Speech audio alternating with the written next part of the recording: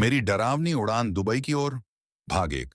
मैंने हमेशा से ही उड़ान भरने का आनंद लिया है, लेकिन मेरी हाल ही में दुबई की ओर की गई उड़ान ने मुझे डरा दिया।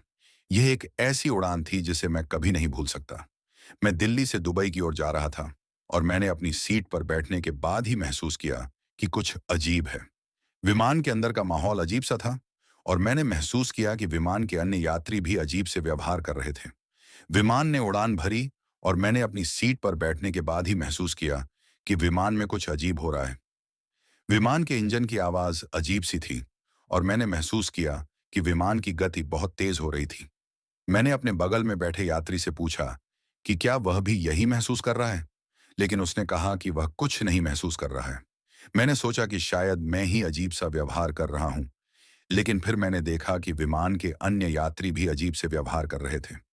विमान के अंदर का माहौल और भी अजीब होता जा रहा था और मैंने महसूस किया कि विमान में कुछ बहुत ही अजीब हो रहा है। मैंने सोचा कि शायद मैं ही पागल हो रहा हूं, लेकिन फिर मैंने देखा कि विमान के अन्य यात्री भी मुझसे सहमत थे। क्या आप इस कहानी को और आगे पढ़ना चाहते हैं?